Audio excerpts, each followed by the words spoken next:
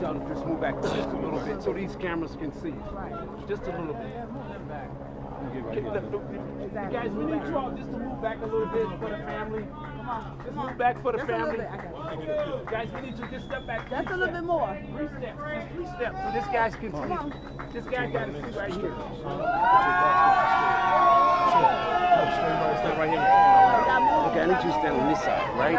Right there. Stay close.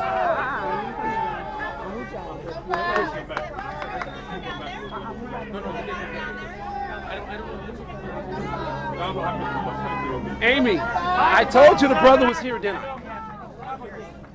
Y'all look younger.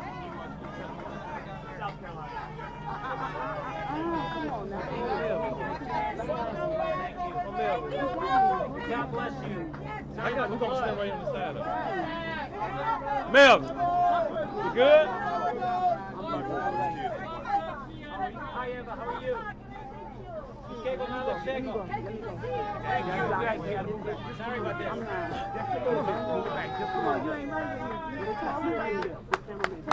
Okay, come on, just a little bit. Hey, man. Right here, we're going to do this on each side of it. Hey, he needs you all to step back just a little bit. Just a little bit. Just a little bit. 2 steps, Mark. Just 2 steps. Just 2 steps. I got him. Right there, right there, right there. Just 2 steps. Right there. You can sit Mel. down one side. Am I going here? Yeah, you're in the middle. You girls on one side. Okay. There you go. Mr. Chang, how are you? How are you? It's good to see you. Oh, take the check. Okay. Hi, how are you? I'm good. I'm a little. All right, right out. Tim. Oh, thanks. All right. All right. Thank you. Yes, in a minute, guys. I'll just do one quick hug. All right. Sorry about the run. Get the guy now. Get it? Hey. Oh, hey, man. I'm coming. Senator. Carolyn. Stand right here. I got you. Thank you. Dab your face. Hey. Step back a little bit. Step back, guys. Step back. Step right here. Stay right here. Give him some room, guys. Give him some room. We're good. The senator. Let the senator speak. Here we go. There you go. Senator speak, Senator. Perfect. All right. Well, it's been a long, long journey. That's right. I'm bruised and I'm battered. I'm bloody.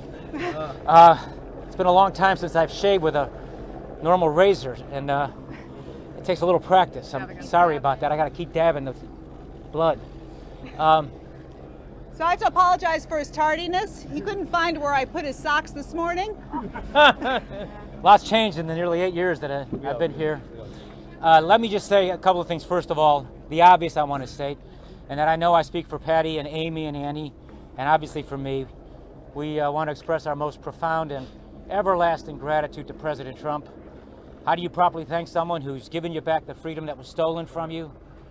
He didn't have to do this. He's a Republican president. I was a Democratic governor.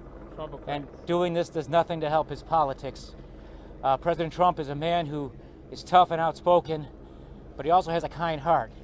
And this is an act of kindness, and I also believe it's the beginning of the process to actually turn an injustice into a justice. Sorry about this blood. All these years away, I never stop reminding myself of the words from a poem. It's called The Gate of the Year. Go out into the darkness and put your hand into the hand of God. That shall be to you better than light and safer than a known way. It's been a long time since I've been home, nearly 8 years, nearly 3,000 days. I suppose a better way to measure how long it's been is through our daughters, Amy and Annie. When I left home, it was so long ago, Amy, our older daughter, was a sophomore in high school. And it'll be 2 years this spring since she's graduated from college, and now just recently, Amy earned a master's degree. And we're very proud of you, sweetheart. Yeah. And Annie, our younger daughter, was 8 years old when I left. She was about this high. Now she's 16, and now she has her driver's license. And she's doing good in school. And she plays the piano, and we're very proud of her, too. Look at you, sweetheart. Look at you. My baby's growing up so fast.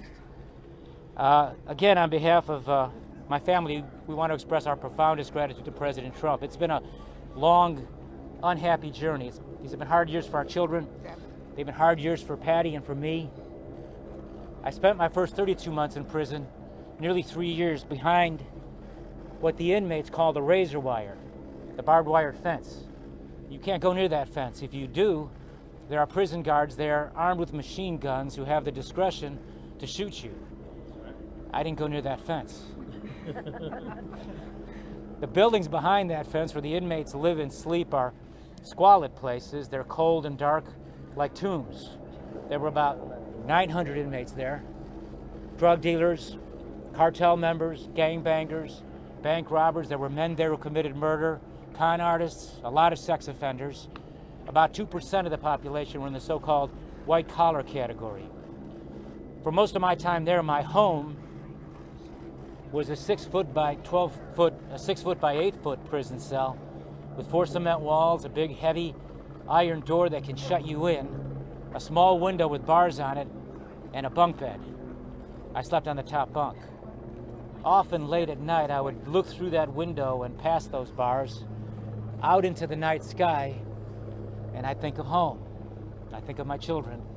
I think of Patty. Sometimes I could almost feel her near me.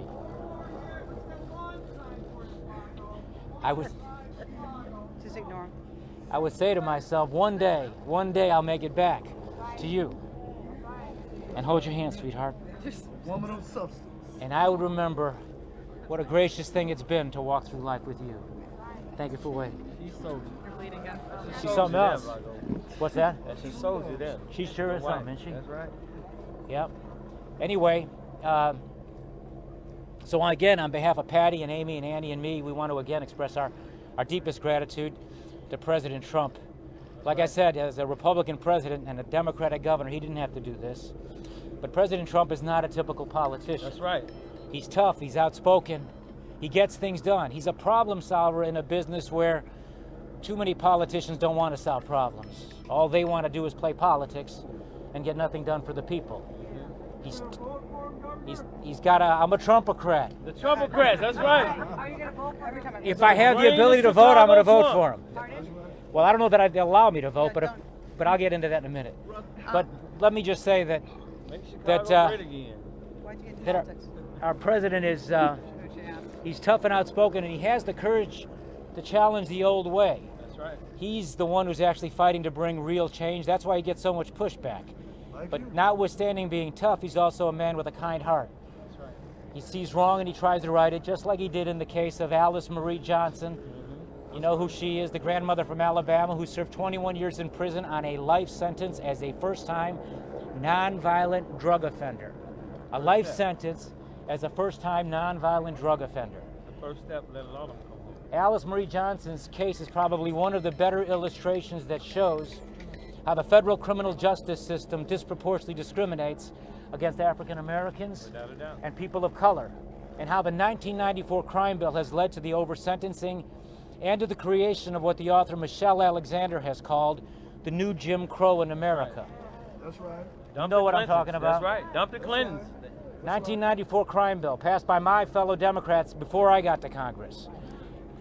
Fortunately, as soon as President Trump learned of the injustice against Alice Marie, he immediately put a stop to it, and he sent her home to her family. And fortunately, because this is a president who gets things done, through his leadership and with the help of organizations like Cut 50, President Trump was able to build the necessary bipartisan support to pass the historic First Step Act, a new law that begins the process of reforming a broken criminal justice system and putting an end to the racist injustice caused by that racist 1994 crime bill.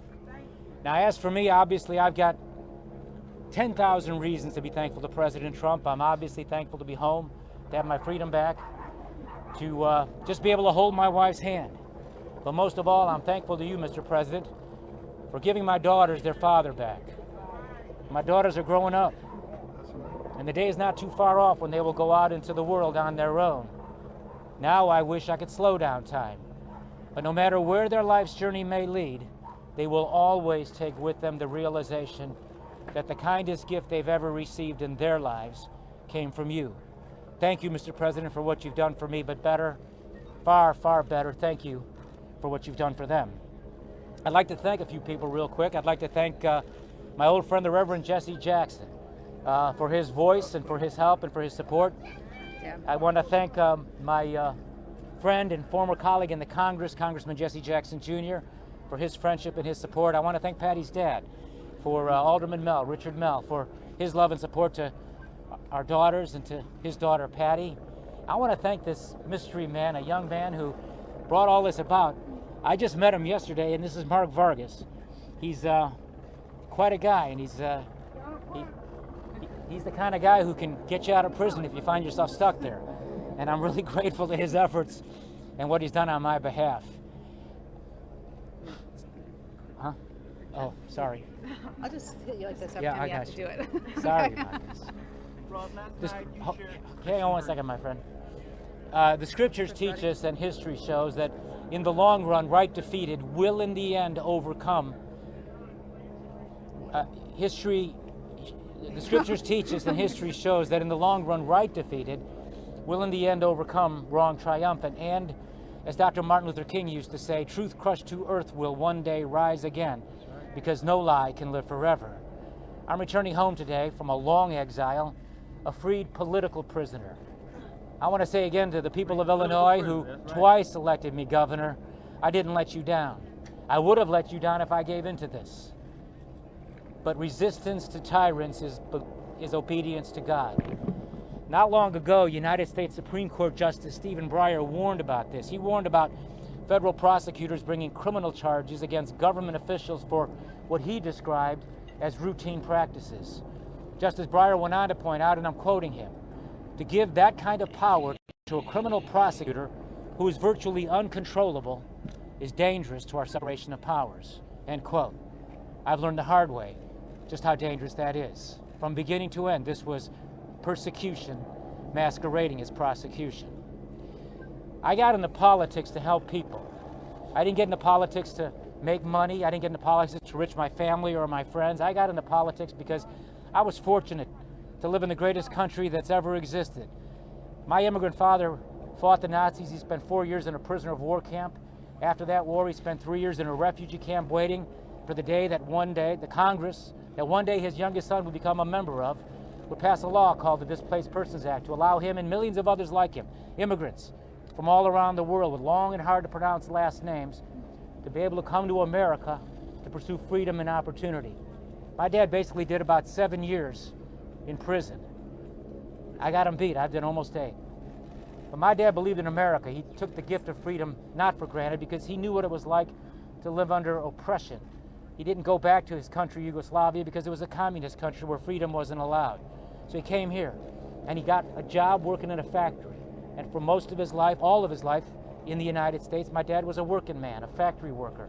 And my mother was a working mother who worked for the Chicago Transit Authority, passing out the transfers at the subway stations. They never had a chance to live the American dream and own a home of their own, but they worked hard and sacrificed so that their kids can have opportunities they didn't have. This is the American story. And my mother and father lived that. And so I'd like to think that as governor, what I did was to try to draw on my own life experience and try to take those experiences and turn them into something real to help people. That's why we provided health care to all the kids in Illinois through the All Kids program. Because I saw as a young child a cousin who passed away from leukemia at the age of 12 and didn't have insurance, and his mother and father lost what little they had.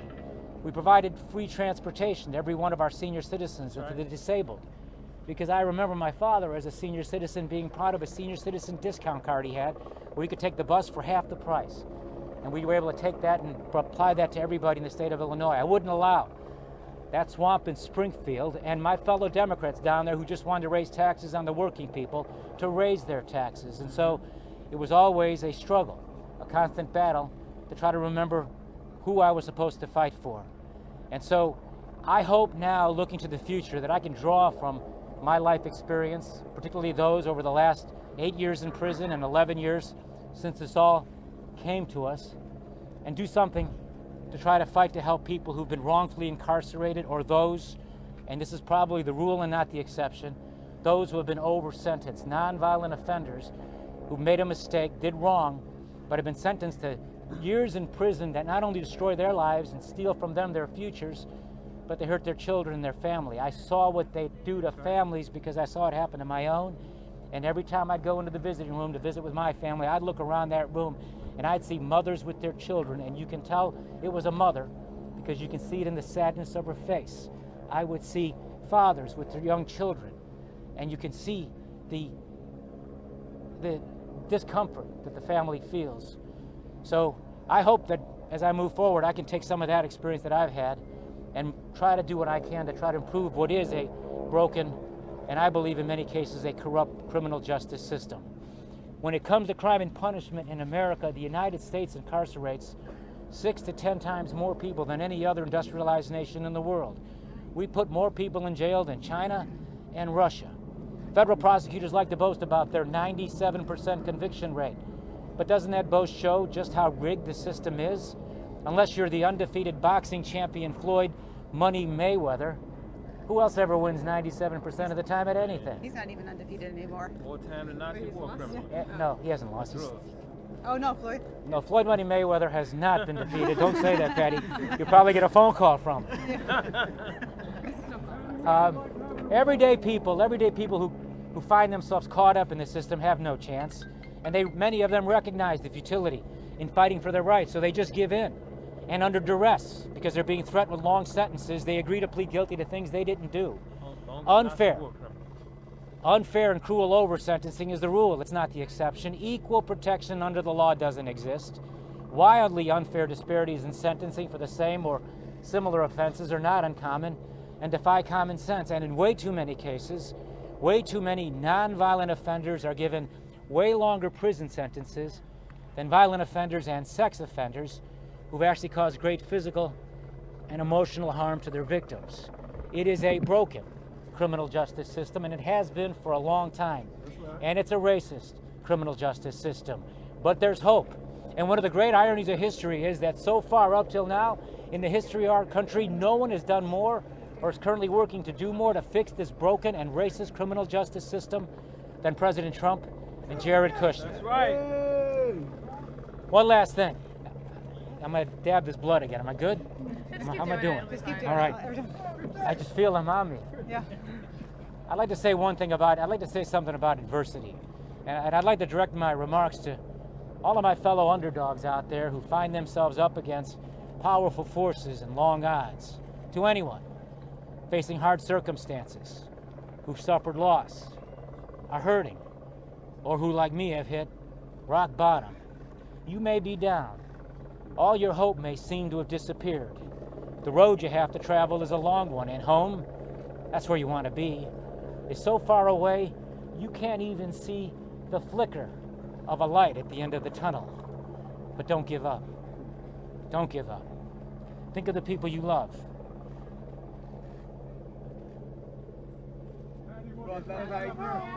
I'll get it out, hang on. Think of the people you love. That's where you'll find your purpose.